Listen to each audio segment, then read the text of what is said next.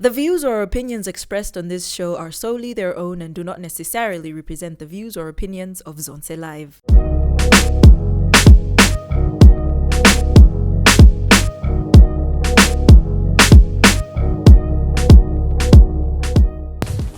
Welcome to another episode of Something Radio. My name is Paige. My co-host, as always, Ty, David. It's been a while, but we're back, and we've got a very special guest in the country and on our show. Yeah. Welcome to Malawi and welcome to Something Radio. Thank you, David. Thank you, David. Now, man, love the drip, love the ink. Thanks, man. Love the nails. Yeah, I'm always down for some gothic stuff. For some dark shit. Straight up. That's dope. That's dope. What's your impression of Malawi? What was your impression of Malawi before you came to, and what have you experienced so far? Is it close to what you were thinking Malawi was going to be, or something completely different? Oh yeah, the first thing I heard about Malawi is that it's a very peaceful country, just peaceful vibes. Everybody just doing their thing, no stress, nothing. Yeah. As opposed to most African countries where we're just trying to hustle and just trying to. So yeah, I got that vibe as soon as I landed. But the first thing I noticed was the beautiful scenery. Yeah. Everywhere. It's amazing, man. Beautiful women. As an artist, I haven't really gotten into that yet. Okay. But I promise you I will. And I'll let you know. As an artist, it's very important to have a beautiful environment. It helps the process. I would love to come back for a musical camp.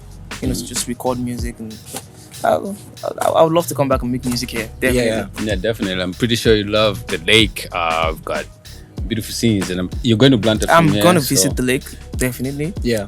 I mean, it's crazy when people actually come through and don't see the lake, because that's like one of our biggest attractions. And I think you'll find. I wouldn't want to disappoint the two Davids now.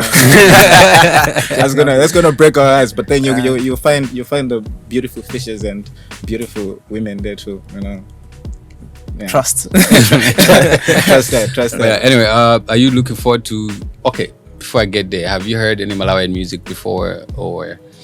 Not really, but now that I'm here, I'm open to everything. I'm open to music, the food, the people, the women, of course, the culture. It's more than just performing music. It's about assimilating your culture. True. Learning as you go.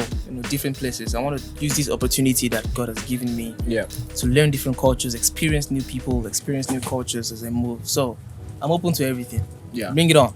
Awesome. We'll hook you up with some people definitely, that we blessed. trust that actually inspire you as well. Yeah. Over the past few months, you've been traveling all over the world.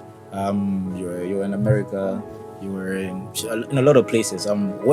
How's it different performing outside of Africa and actually performing in Africa? Well, in Africa, that's your home, that's your roots. Yeah. For me, speaking for myself, that's my roots. So it always feels like as much as I've never been here. Yeah. But being with my brothers and sisters, I can relate to everything that you can relate to. So it feels natural, Going outside Africa though to perform, to experience people is a different thing. The whole time I'm always grateful that I'm glad that my music is doing this. Yeah. They love us so much. Not just our music, our vibe, our energy. Yeah. I'm so proud to be African. Awesome. What is the moment that you realize that you've actually blown up? I really don't think about it. I remember when I was still on the ground, I was asking a label mate, "Yo, how was it like when you blew up? Like, how did you know?" It's like, you just know. Oh yeah. But one unique experience was when I was in the cab and I was going somewhere, and Jealous came up on radio, and the driver was like, "Whoa." He didn't know it was you? He didn't know it was me. Of course he didn't know it was me. And then I was like, "Oh, you like the song?" I'm like, "Oh, it's a beautiful song. Wow." I'm like, okay, this is a good sign. And it wasn't exactly big, but that particular moment was big for me. Yeah. And that's when I knew that I had a gem on my hands. Yeah. Powerful. That's dope. There's been a number of Nigerian artists that have made it. Over the years, there's always been Nigerian artists making it. What do you think? What sets you apart from all these other guys that are making music that is, I don't want to say similar, but like, you know, like there's a vibe from Nigeria, you know, there's just the alternative sound and all this music that's coming from Nigeria. What sets you apart from, like, you know? Actually, it's very plain and simple. We are a lot, so that gives us, I think that gives us a fair advantage, kind of. You know, we're a lot more diverse. A lot of people. Almost 250 million now. That's a lot. You know, so that gives us a head start. But I just think it's because as a nation we love music naturally. We love vibes. We live for, you know, stuff like this. So we are very enthusiastic when it comes to music, when it comes to arts, because there's not much to really be passionate about. True. You know, so music, arts, and stuff like that. We hold on to it. We're very passionate about it, and that's what makes us excel. But I mean, it's an African thing. Yeah. I wouldn't want to limit it to Nigeria, because when we limit it to Nigeria, to Malawi, to Zambia, and all that, it limits the race. The race is to push Afrobeats, to push African music worldwide, because we already know what we have and we appreciate it. You know, it's time for the whole world to appreciate what we have too. So that's the goal now. We're not thinking, oh, Nigerian music, oh, Tanzania music. No, we're thinking African music now. Yeah. We're thinking African culture, putting it out there, and it's working. You know, the whole world is paying attention. Everybody wants to get on that wave. It's just like the Amapiano wave too. It's hard. So, I mean, South Africa. You know, so it's a beautiful thing to see. Trust me. This is a very special moment for us. Is Amapiano as big as Afro music is in South Africa? Is Amapiano as big in Nigeria?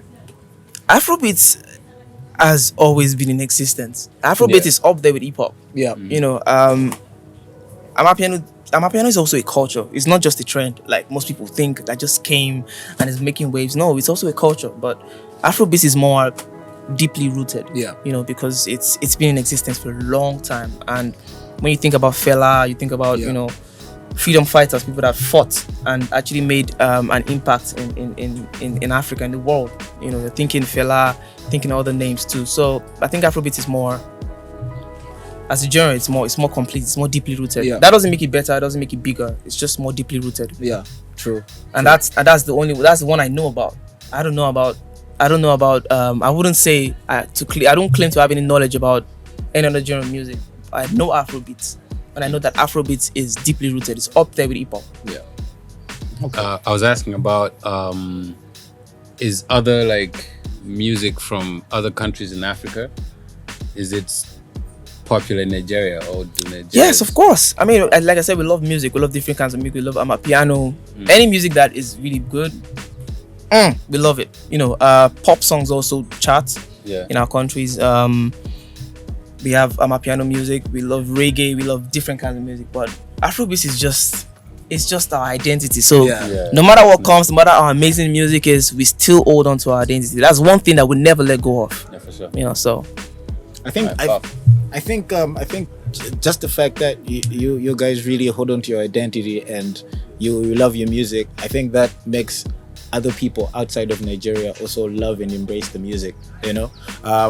I mean, seeing all these international acts featuring Nigerian artists and, you know, working with Nigerian artists on Afrobeat and all these other sounds, it just shows the growth and, you know, I mean, it feels good as a Nigerian in diaspora when you hear Afrobeats, you know, it gasses you up.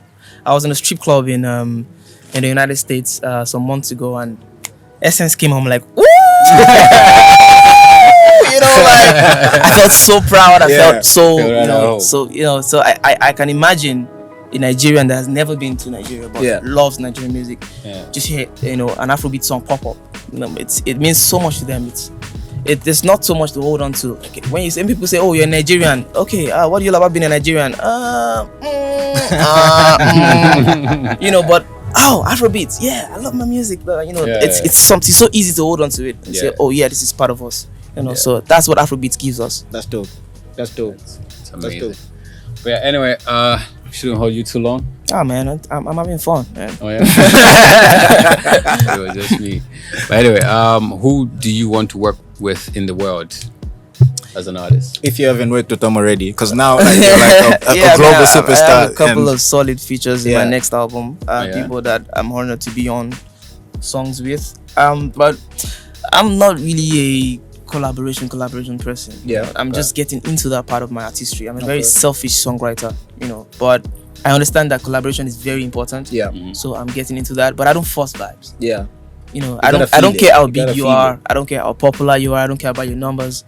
If we don't vibe, we are not gonna be on the song together. So that's one thing that means a lot to me. So I've connected with a few people that I look up to, and I've made songs with them.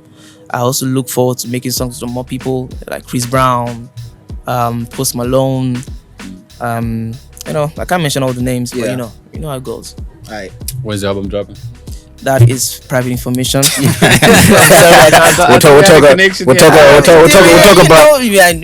We'll talk about that after the cameras. Even after the cameras, I won't know. No, but you've spoken about your creative process. How do you come up with the music? Depends. There is no Formula status for it? quo. There's no formula. But first off, it's about the sound, the melody. Yeah. Very important. When I'm in the studio, I like to hear what's pleasant to my ears. Yeah. Once I hear something pleasant to my ears, the lyrics come fast, Okay. flowing like water. The melody comes first. Lyrics, I'm very good with words. I've always had a way with words since I was a kid. I remember writing love letters to my young classmates. Good times. So Out of 10 times, how many times you work? once. But yeah, I've always been good with words, so it's not really hard to come up with lyrics. Yeah. But melodies are very important. That's the first thing that catches the listener. Before they move to understand what you're talking about, you have to get their attention with your melody first. So Yeah. I always try to make sure that I have a catchy melody, not to let too many ideas flow in, because too many cooks spoil the broth. Yeah. You don't want to overwhelm yourself. It's a very crazy process. Sometimes I don't overthink it, like the way I did with Peru. Yeah. Was a freestyle. I was about to ask you about I was that. just vibing, and I just made a song in 30 minutes, and that was it. And Done. it was a leak. It was my label that leaked it. Because they knew I wasn't ready to drop a single. They were like, let's just give them something. We know you're not ready. I was like, do whatever you want to do, but I didn't take them serious. Yeah. I woke up the next morning and it was leaked. It was like everywhere. I'm like, okay, fine. I hope they love it. And we do. And in a couple of days, everything started looking crazy. So I've learned not to overthink the process most times. Just trust your talent, trust the music, and just do it. And not everything has to be deep songs every time. Yeah. Sometimes it's just a vibe. It has no single meaning to it. It's just a young man saying his truth, having fun. I did flew in from Miami. I was in San Francisco making the song, and a little bit of truth in it, but I was just vibing, just saying different stuff. Okay, that's dope. You was talking about your label just now. Nothing personal. Now that we're talking about labels, but how's it been just growing under Olamide and just being under his wing, and he's a phenomenal artist, and I bet sometimes it can get a little overwhelming or a little but like how has it just been growing up under his wings and just learning from him? Yes, he is a phenomenal artist, but he's also a phenomenal human being too. So it makes it easy to work with him, and it was never overwhelming. Really? The first thing he did when he signed me was make me relaxed. Like, bro, relax. This is not some CEO artist thing. Yeah. This is two business partners. I am your business partner. He made that known to me immediately. We signed the contract. Like, this is a business. This is a big bro and a little bro. I'm your brother. Yeah. Let's talk to me. And so there was no pressure, nothing. It was never overwhelming. Even though it was the A&R of my first album, Last 20 Years and Goosebumps, he never said too much. He was just there in the background, just sitting with his shades on. And his presence was enough. And I just made the music, and he just sat there, just watched me record all the songs. After 5 days, he called me over dinner. We picked the songs in the album. We argued, we fought. It was just bands. Blah, blah, blah, blah, blah. 13 songs were done. Dropped the album. Phenomenal. History was made. No, there was no label, business, papers. It was family. It was just family vibes. And that's how it works. It just makes things easy. It's an amazing human being, and I'm really grateful for him. That's dope. Anyway, what should people waiting to see you on stage, what should they expect? they should expect to see a young man looking to have fun, man. Yeah. Like no pressure. This is not some. Oh, you have to learn the lyrics, or you have to just come out and I have mean, fun. they already know the lyrics. So. We've been. Yeah, I know that. Just trying to sound modest, But it's been a crazy year. Lockdown, COVID. So I know everyone's looking out to have fun. So no pressure. Definitely. You just come out and have fun, man. Definitely. I want to engage. I want to talk to them. I want to see what they are like. I'm curious. I've never met him. I've never performed to a Malawian crowd before. I want to see what they like. So that's what it's about. Just come out and have fun. I'll give you quality music. It's a live band, true music, no dilution, nothing. Just pure music. Exactly. Music. So Pure vibes. That's dope. straight up. That's dope. know, Really, man. really looking forward to you performing and Yes, seeing sir. what you're gonna bring for us. But yeah, thanks for sitting down with us. Thanks for having me, man. Bless. Chilling with the David. The Davids. You guys should form a boy band. Presenter Call it thing. what? David and David. The David or Davidsons. Fun fact: his name actually is Davidson. Oh. And his name is Dave. But just to keep it uniform. Yeah, David. You should have told me that. You just confused me from the beginning. Davidson, Dave. Simple. Why are you complicating things? This guy. No, man. But we'll see you at Epic tomorrow. And Straight then hopefully in Blantyre as well. Yeah, I'll be glad to definitely. Saturday, pull up, come out. It's gonna be a beautiful night. Can't wait to see you guys. Love you so much. Thanks for supporting. Let's do this one time. Alright, thanks for watching special episode of Something Radio. Big shout out to Zonta Live, and I don't know what my producer is trying to tell me, to be quite honest. It's just but yeah, thanks for having us. Asking to be fast, David. Dave. Thanks for watching, guys. Peace.